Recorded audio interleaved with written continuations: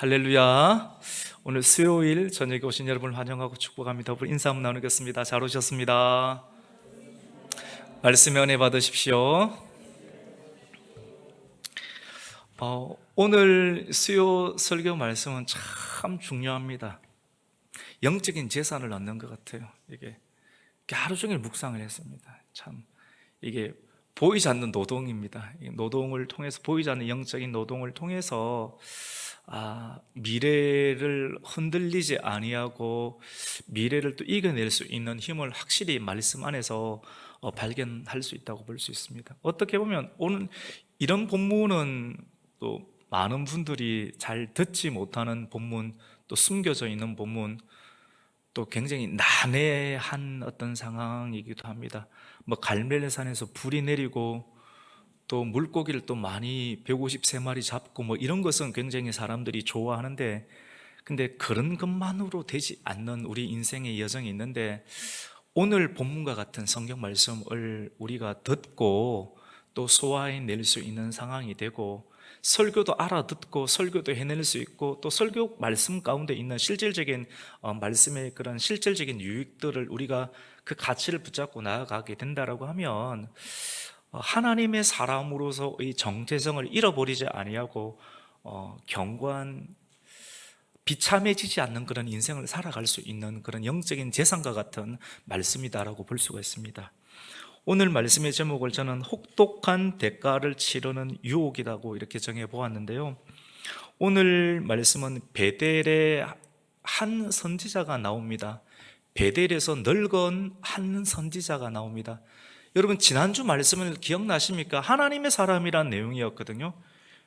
솔로몬 사후 가운데, 이후 가운데 솔로몬의 아들이었던 여로보암, 느호보암이죠. 그 다음에 또 북이스라엘의 여로보암 왕이 또 북이스라엘 정책을 또 실행해 나가는 가운데 하나님 말씀대로 행하지 아니하고 금송아지 우상 정책을 폈지 않습니까?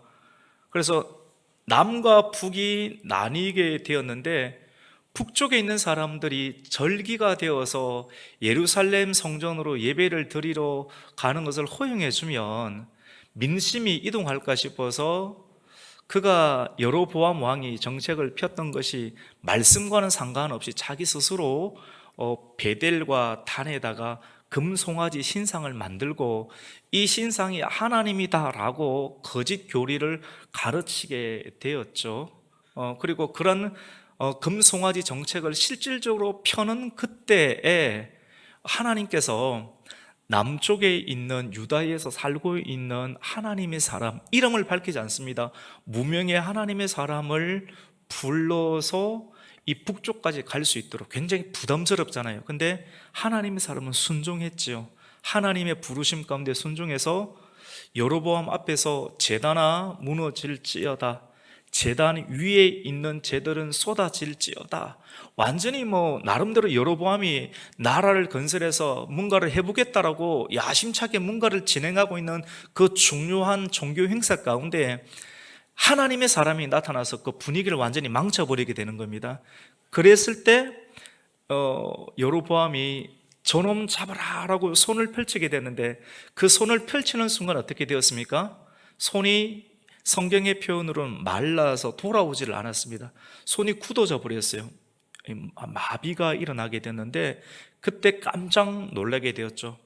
거기에 포함되었던 수많은 사람들이 이 상황을 보게 되었고, 여로보암은 네가 기도를 해서 내가 굳어져 버린 이 팔을 다시 움직일 수 있도록 해달라, 또 그 말을 듣고 한 번 더 기회를 주고 하나님께 기도했는데 어떻게 됩니까? 기도를 통해서 손이 다시 펴지게 되었습니다.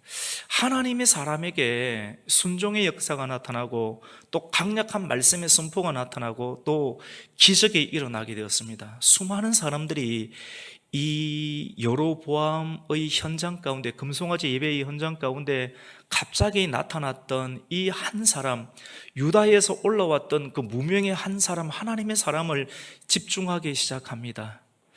근데 여러분, 우리가 지난주에는 하나님의 사람은 이렇게 어떤 사람인가, 순종하는 사람이다, 유다에서부터 북쪽까지 올라갈 수 있는 쉽지 않은 순종이죠, 맞죠? 이 순종의 사람이다. 그리고 하나님의 말씀을 가감없이 공의로 선포하는 공의의 의로운 사람이다. 사실 의를 지키는 거 쉽지 않지 않습니까?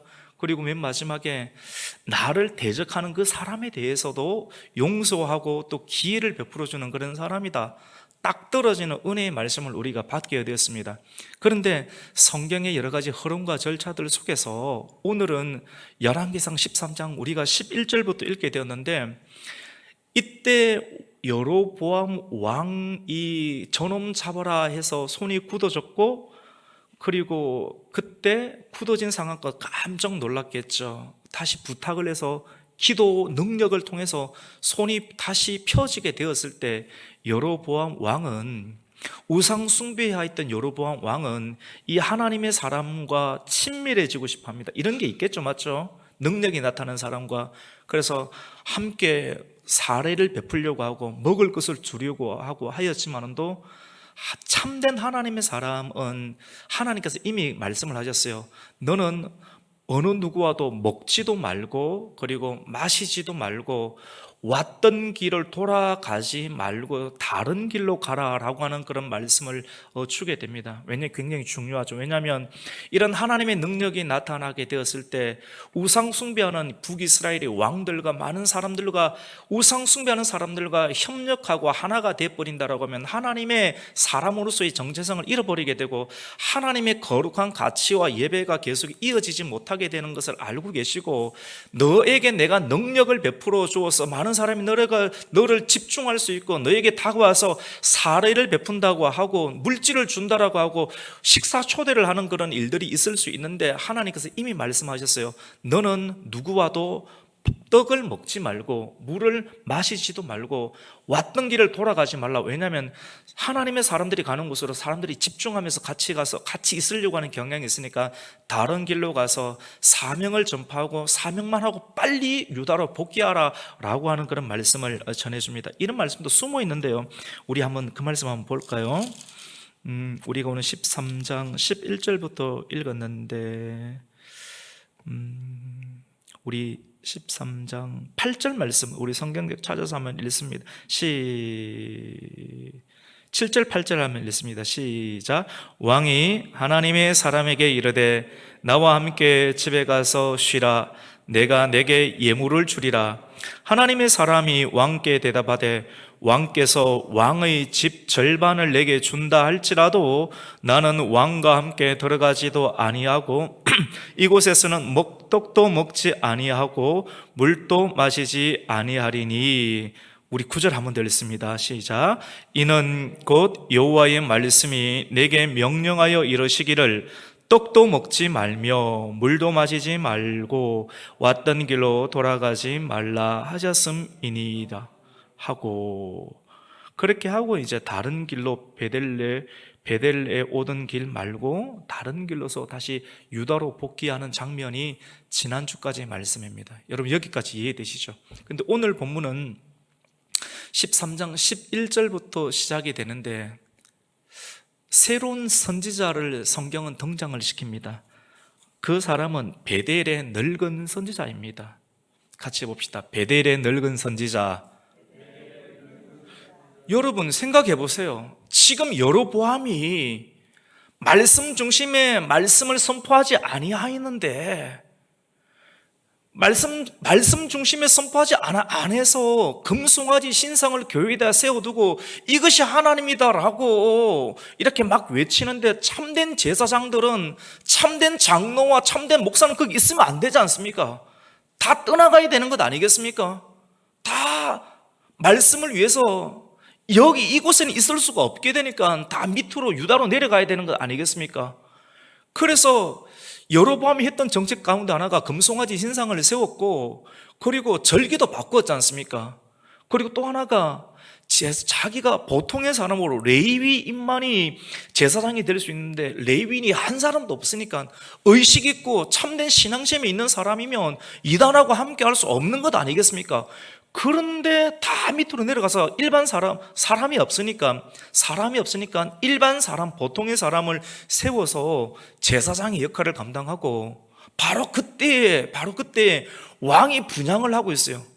여러분, 설교단에는 하나님의 기름 부으심을 받은 종만이 와서 하나님의 말씀을 대언할 수 있는 거지 않습니까? 그런데 왕이 월권행위를 하는 거예요. 왜 월권행위를 합니까? 제사장이 없는 거예요. 왜 월권행위를 합니까?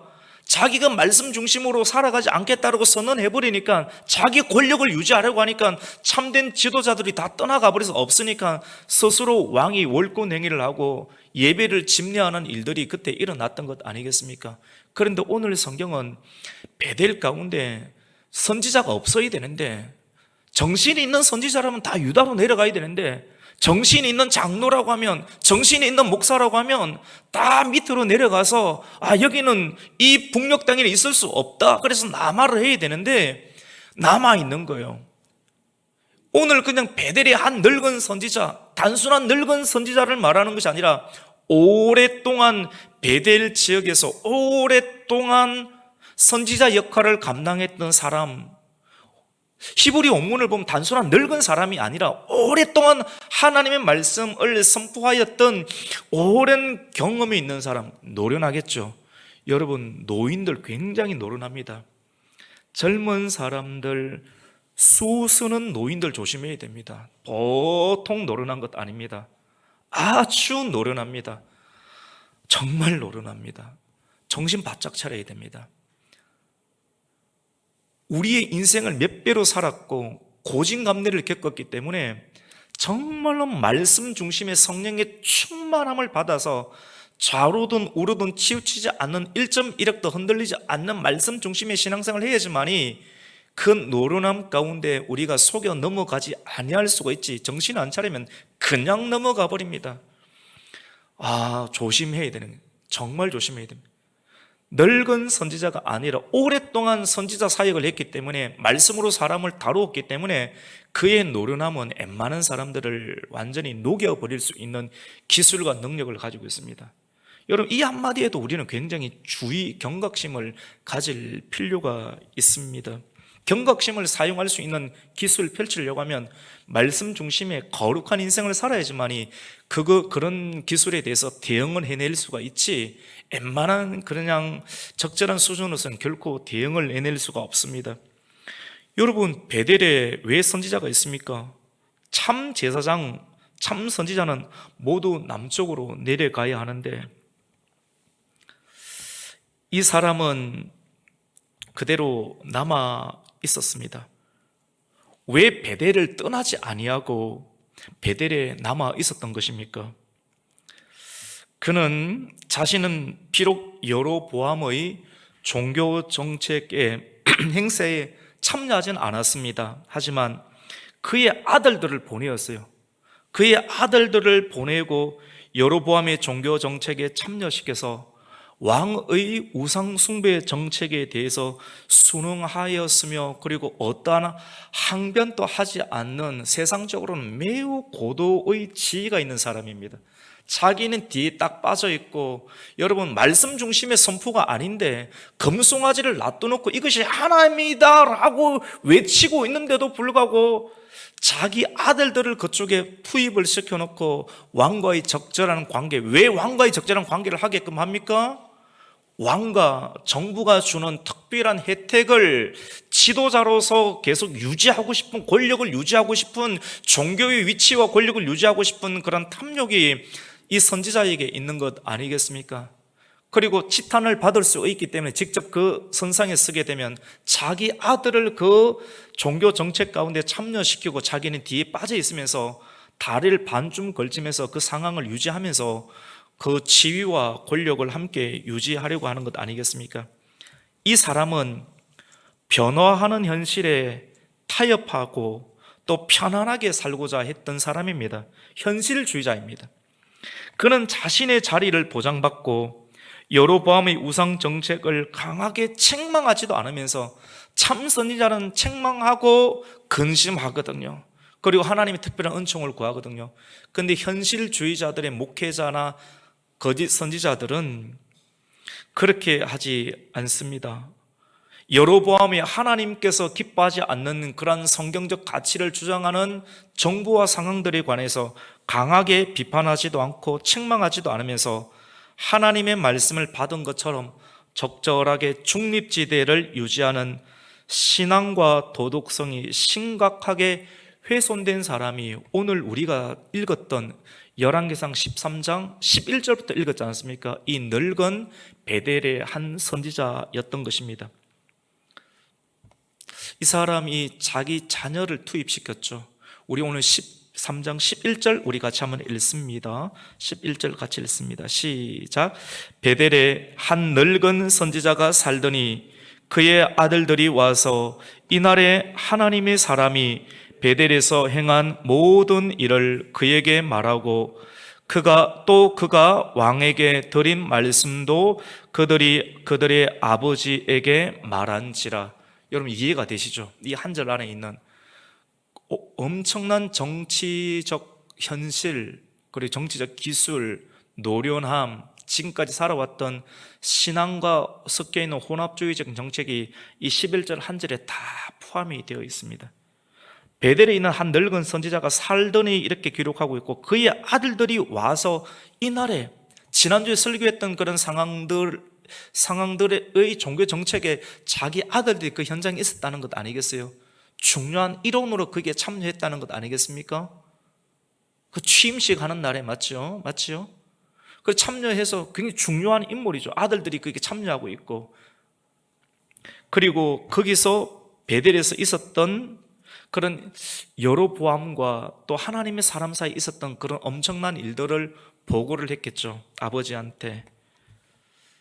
그러니까 아버지가 어떻게 이야기를 하는가, 이야기를 듣고 그 하나님이 굉장히 민감해집니다. 여러분, 지금까지는 굉장히 노련함과 여유를 부렸던 그 노인네지만도, 선지자이지만도 성경은 이 사람이 어떻게 보면 하나님의 사람인데 타협을 하였던, 표면적으로는 거짓 선지자적 형태를 띠고 있습니다.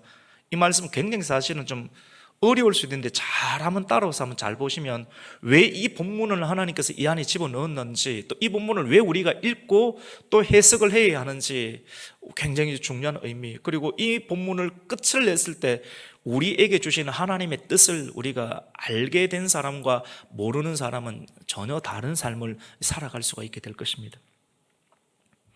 이 이야기를 듣고 하나님의 사람이 어디로 가느냐라고 묻습니다. 그러니까 아들들이 유심히 봤겠죠. 그 하나님의 사람이 어디로 가는지를, 그리고 가는 길을 보았습니다라고 아버지에게 보고를 합니다. 한 늙은 선지자는 나귀의 안장을 치우고 급히, 오늘 같으면 차를 대절을 해가지고 급히 그 사람이 갔던 곳을 따라가려고 합니다. 하나님의 사람을 따라갑니다. 하나님의 사람이 따라가 보니까 어디 가는가? 여러분, 이 한 늙은 베델에 있는 선지자, 여러분, 하나님의 말씀을 전하는 사람들은 제법 노련합니다. 영을 다루고 사람을 다루기 때문에 심리학을 꿰뚫고 있는 사람입니다. 주변의 정치와 사람의 내면을 꿰뚫고 있기 때문에 이 사람이 어떻게 왔고 어디로 갈지를 어느 정도 알아요, 여러분. 그리고 굉장히 노인이기 때문에 노련해요.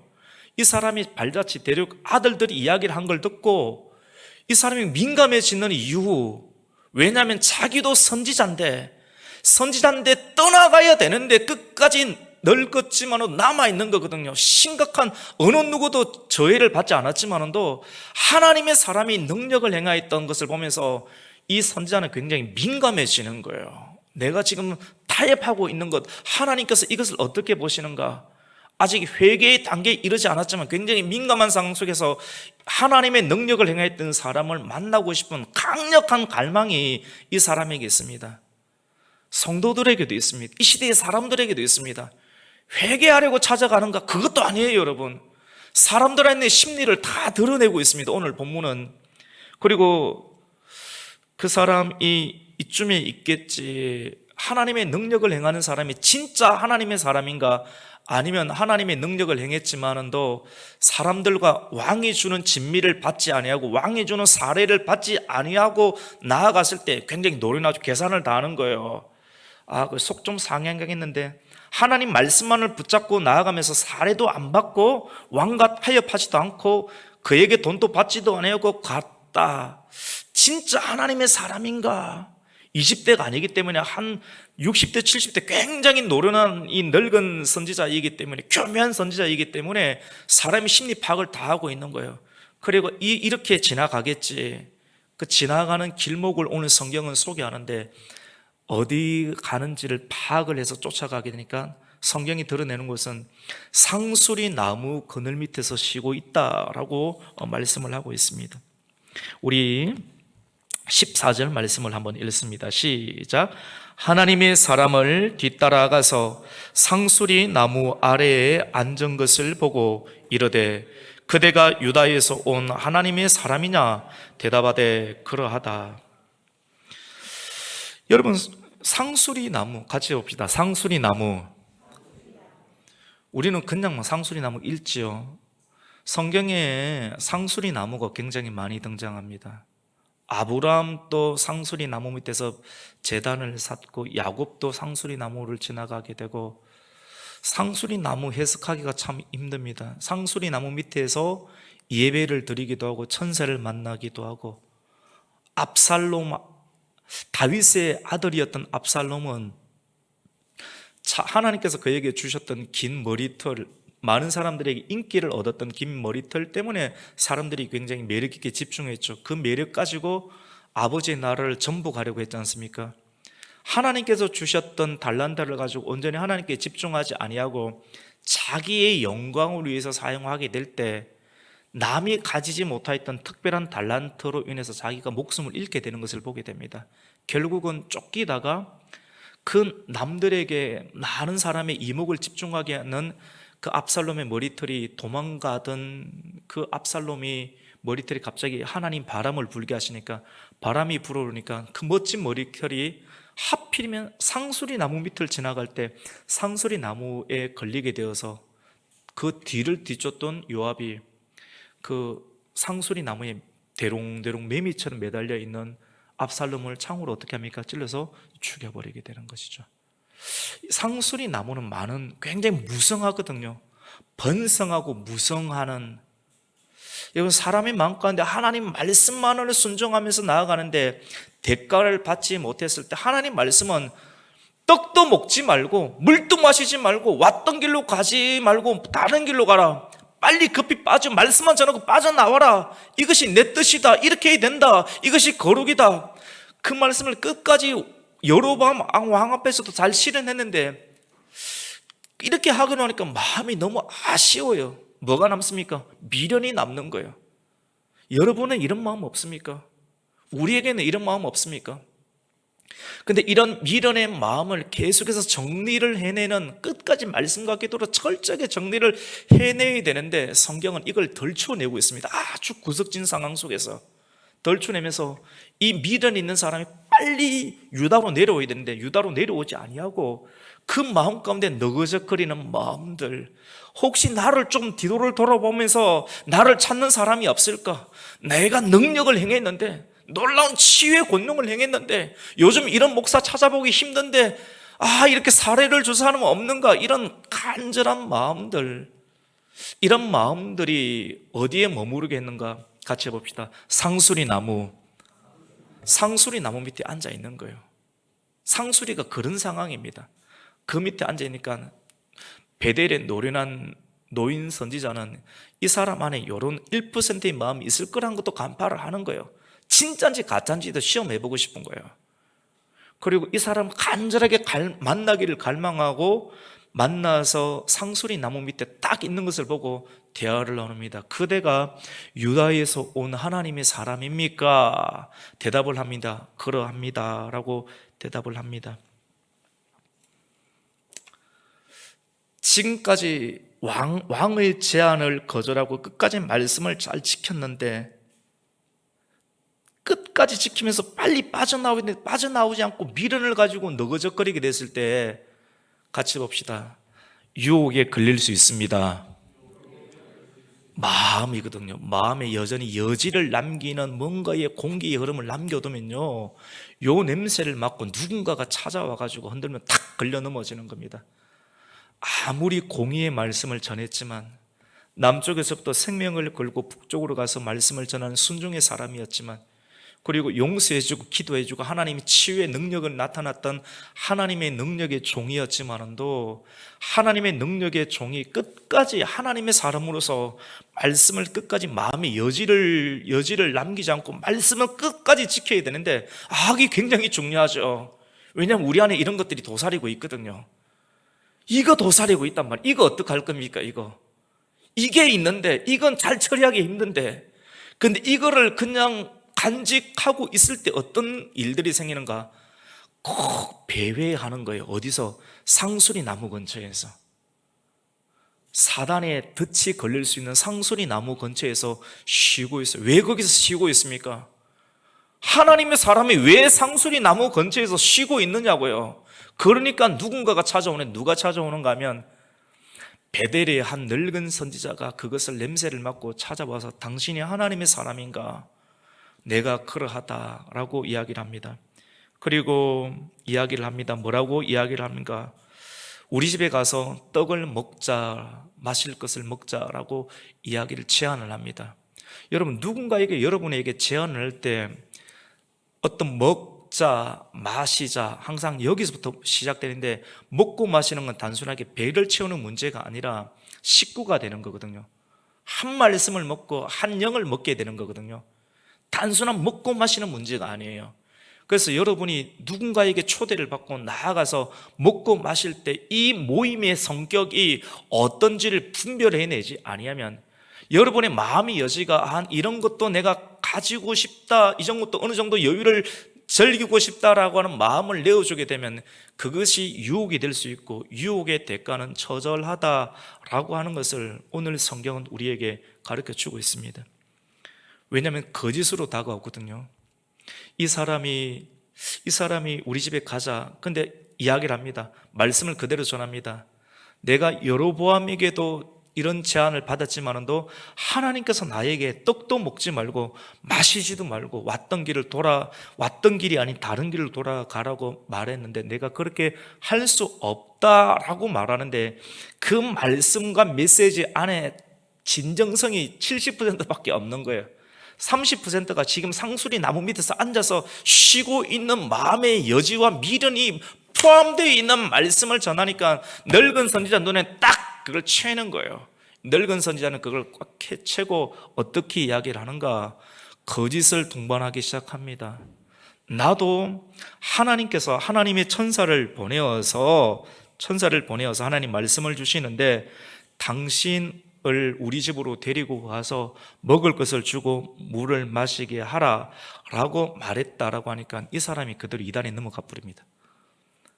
선지자 중에서, 목회자들 중에서, 능력의 종들 중에서 영적인 공감 때문에, 사역을 감당하다 영적인 공감 때문에 이단에 넘어가든지 아니면 미혹과 유혹에 빠지는 경우들이 얼마나 많은지, 우리의 평상시에 능력을 행하고 난 이후까지 그 공감 문제를 철저하게 예수님처럼 다루지 아니하게 될 때 이런 꼬리를 잡힐 수 있음을 성경은 우리에게 말씀을 전하고 있습니다.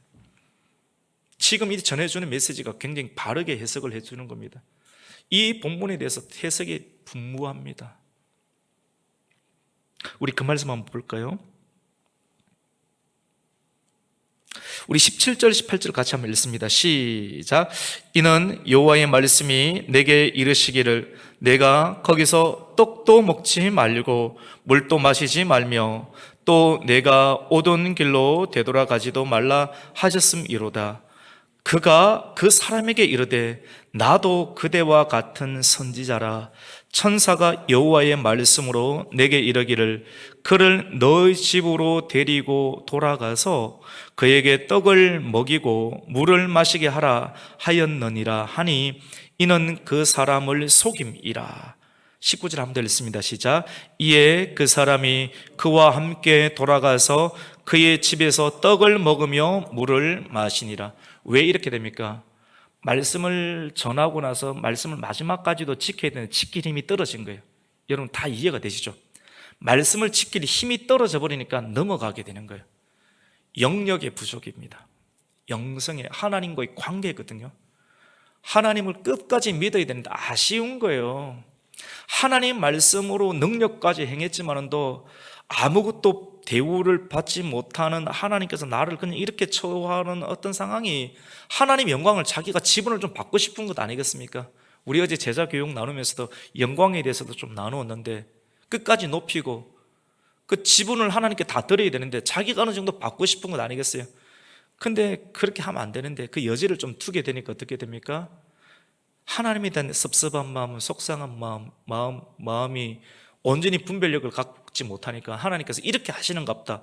분명하게 말씀이 왔는데 그 말씀대로 가면 되는데 어떻게 하루아침에 말씀이 두 개의 말씀이 그렇게 올 수가 있습니까? 그 자기가 기울어져서 넘어가게 되는 겁니다. 그래서 그 사람은 여기서부터 또 잘 들어보십시오, 여러분. 기가 막힙니다. 이게 인생입니다.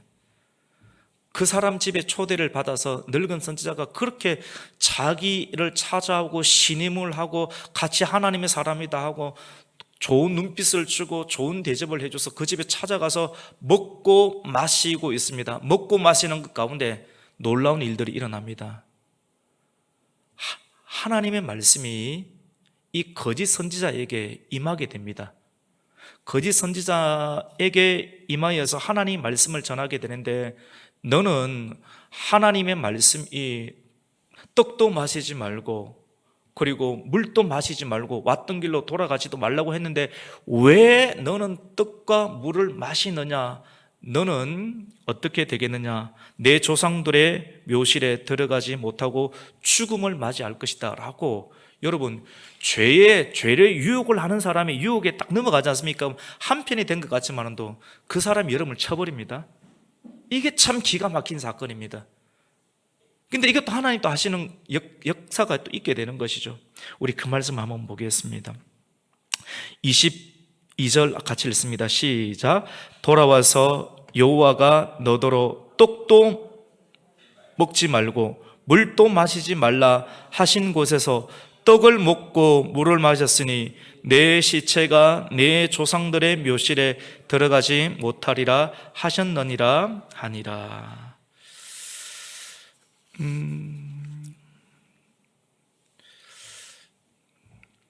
여러분, 왜 이런 일이 일어날까요?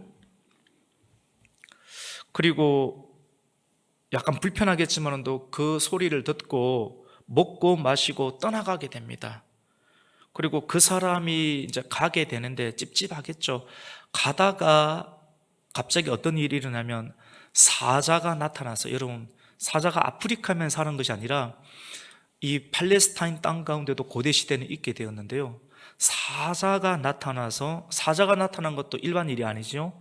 사자가 나타나서 그 하나님의 사람, 어제까지 말씀을 잘 전하였던 하나님의 사람을 어떻게 합니까? 물어서 찢어서 죽여버립니다. 그리고 그 하나님의 사람이 나귀를 타고 갔는데, 여러분, 사자가 사람을 좋아하겠습니까? 동물을 더 맛있어 하겠습니까? 사람은 잘 맛없거든요. 동물이 더 맛있거든요. 나귀를 먹어야 되는데 사자가 사람을 한번 물고 죽여놓고 먹지도 않고 옆에 있으면 나귀는 이 상황을 보고 나귀는 어떻게 됩니까? 도망을 가야 되지 않습니까? 나귀도 도망 않고 가만히 서 있고 지금 기가 막힌 일이 일어납니다. 그리고 그 시체는 사자가 한번 물고 사람을 죽여놓고 그 시체 옆에 사자가 서 있고 나귀도 도망가지 않고 그 자리에 서 있습니다. 이 본능을 거슬러 버리는 일들이 일어나는데 이 하나님의 임재와 영광과 공의 속에 하나님의 참된 사람이 유혹의 말씀을 끝까지 지키지 아니하고 유혹에 빠지게 되었을 때 하나님의 공의의 역사가 나타나게 되는, 굉장히 좀 무섭기도 하고 이런 일들이 일어날 수 있을까, 이런 상황이 연출이 되기 시작합니다. 그리고 이 사건이 늙은 선지자에게 또 전해지게 됩니다. 늙은 선지자는 자신이 사실은 거짓말을 했거든요. 하나님의 천사가 나에게 나타나서 거짓말을 했다라고 성경은 나오고 있습니다.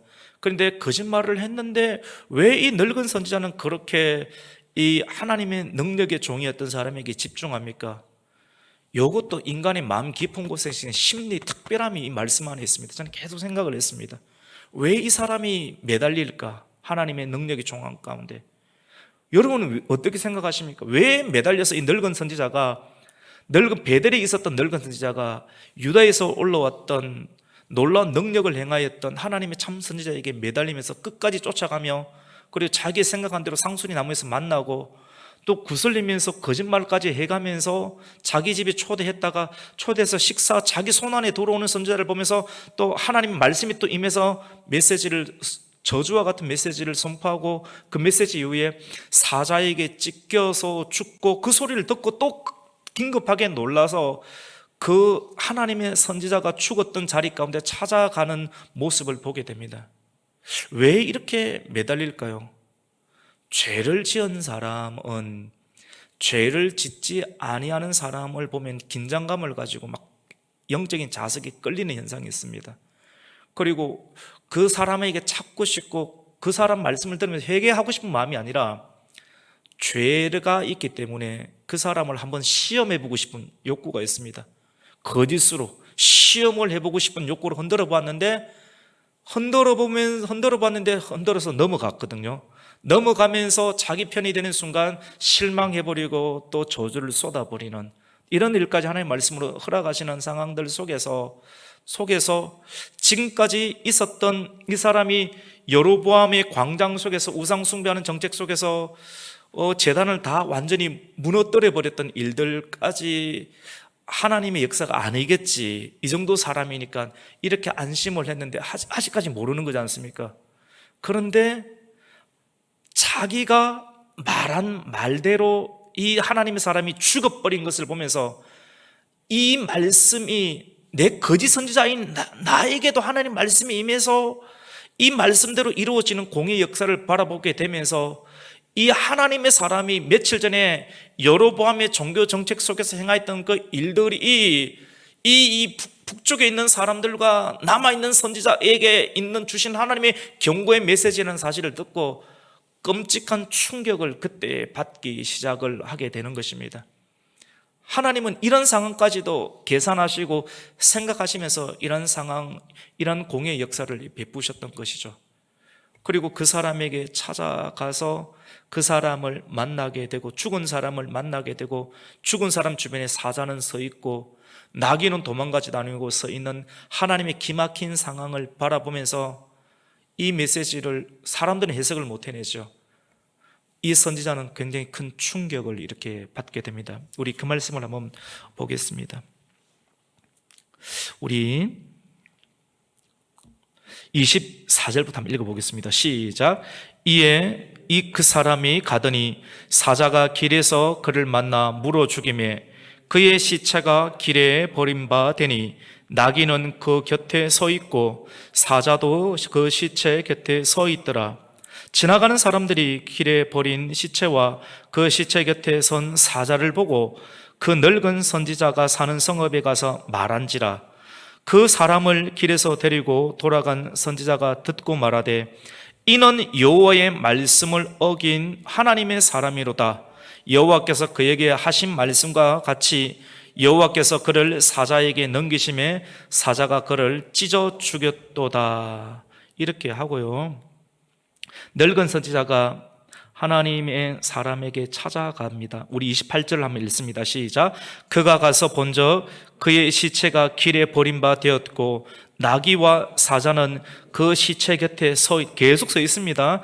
사자가 시체를 먹지도 아니하였고 나귀를 찢지도 아니하였고, 하나님께서 다니엘을 사자굴에 들어가서 사자가 다니엘을 손 못 대도록 하는 것처럼 계속 하나님의 그 특별한 역사가, 이 사람들은 아니 그냥 거짓 선지자다 라고 말하는 그 사람까지도 되돌리기 위하신 하나님의 특별한 섭리가 있는 거예요. 그래서 그 섭리를 깨닫기 전까지 사자는 가지도 않고 나귀도 도망가지도 않고 있습니다. 하나님의 사람에게 지적하였던 그 늙은 선지자를 깨우신 하나님의 역사가 있습니다. 우리 29절을 한번 읽습니다. 시작. 늙은 선지자가 하나님의 사람의 시체를 들어 나귀를 실어 가지고 돌아와 자기 성읍으로 돌아가서 슬피 울며 장사하되. 제가 한번 읽어드릴게요. 곧 그의 시체를 자기 묘실에 두고 오호라 내 형제여 하며 그를 위하여 슬피 우니라. 회개하는 겁니다. 그리고 그 사람을 장사를 하고 난 이유 가운데 하나님의 사람을 장사한 묘실에 자기 아들들에게 나도 내가 죽게 되면 이 뼈를 그의 곁에 묻어 두어라 라고 이야기를 하게 됩니다.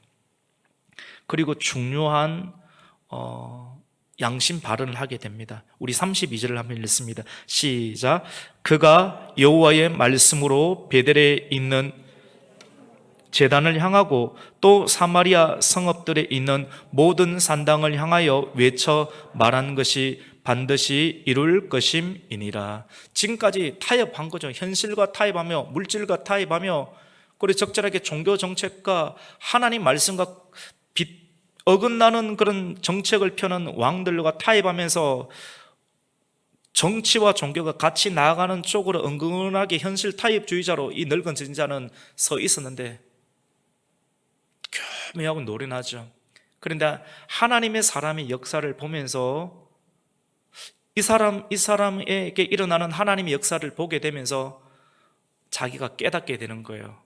자기처럼 거짓 선지자 입에서 하나님 말씀이 그대로 공의로 펼쳐지는 걸 보면서 이 하나님의 선지자가 며칠 전에 여로보암의 종교 정책을 비난하였던 것이 하나님의 뜻이구나, 하나님께서 맞구나, 그러면서 자기가 회개하고 이 사람이 베델에서 모든 산당을 행했던 외친 것이 반드시 이루어진다, 이 사람은 참 하나님의 선지자다라고 하면서 양심 발언을 하게 되고 자기도 죽었을 때 그 뼈를 갈아서 이 사람과 이 사람의 묘실에 장사를 지내게 됩니다.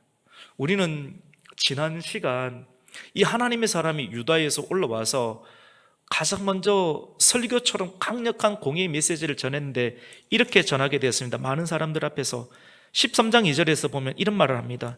하나님의 사람이 제단을 향하여 여호와의 말씀으로 외쳐 이르되 제단아 제단아 여호와께서 이와 같이 말씀하시기를 다윗의 집에 요시아라 이름하는 아들을 낳으리니. 지금 이때로부터 300년 이후에 일어날 요시아라는 왕이 남유다의 왕으로 일어나게 되는데 그 실질적으로 300년 뒤에 요시아 왕이 실질적으로 나타나게 됩니다. 요시아 왕이 하나님의 사람으로서 종교 정책을 펼게 되는데 이 종교 정책 속에 열왕기하 말씀을 보면 열왕기하 23장 15절에서 18절 보면 하나님 말씀이 그대로 300년 뒤에 일어나게 되어서 요시아가 이렇게 여로보암의 제단 위에서 금송아지 제단 위에서 분향하였던 제사장들의 뼈들을 다 갈아가지고 제단에다 태워버리는 일들이 일어납니다. 그런데 이 묘실은 누구의 묘실인가? 사람들이 말합니다. 열왕기하 23장에 보면 이 사람은 당신의 이름을 왕의 이름을 거론하였던 하나님의 참 선지자의 묘이며 그리고 사마리아 베델의 한 노인의 묘입니다. 이 사람들은 뼈는 상하지 아니하고 나머지는 다 끄집어내서 갈아서 태워서 재로 만들어버리는 하나님의 말씀의 공의 역사가 일어나게 되고 이 말씀을 통해서 참 선지자의 상황과 그리고 회개하였던 늙은 선지자의 상황이 하나님의 은총으로 구원을 받게 되었다는 그런 아주 긴 암묵적으로 이 말씀이 성취가 되는 것을 우리는 보게 됩니다. 오늘 말씀을 통해서 우리가 깨달을 수 있는 중요한 내용은 하나님의 사람은 능력을 행한 이유 가운데 뒤를 돌아보는 것을 조심해야 된다. 그리고 하나님 여지를 두지 말자. 여지를 두고 미온적인 태도를 두고 미거적 거리면서 상술이 남으면서 어슬렁어슬렁 거리면 사단이 유혹을 걸어버린다. 유혹을 걸어버린다는. 그래서 이런 마음의 태도를 잘게 부수어서 버려야 되겠다. 그 메시지, 중요한 메시지. 그리고 지금까지 노련하게 살았던 이 시대에 여기 있는 사람들 뿐만 아니라 이 말씀을 듣는 노련하게 살아서 묘하게 자기의 속내를 다 알 수 없는 사람들이 있지만은 또 이 말씀을 통해서 회개하고 다시 하나님의 참된 말씀으로 돌아와서 회개하면 그 영혼도 구원을 받을 수 있다라고 하는 소망의 메시지가 오늘 말씀 가운데 있게 됩니다.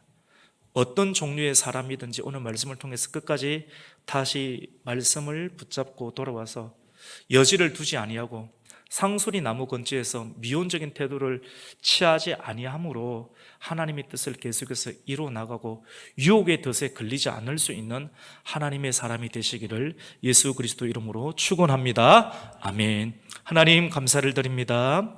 오늘 수요일 저녁 하나님 우리를 또 주님의 몸된 교회에 불러주시고 좀 어려운 본문, 요즘 고린도후서도 어렵고 열왕기상도 어려운데 그래도 잘 이해를 시켜주시니 감사를 드립니다.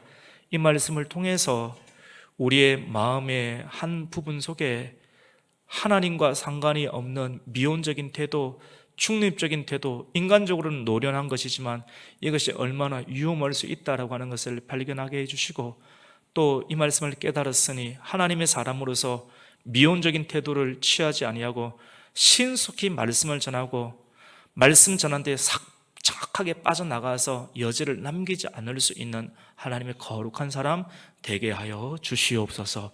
예수님의 이름으로 기도드립니다. 아멘.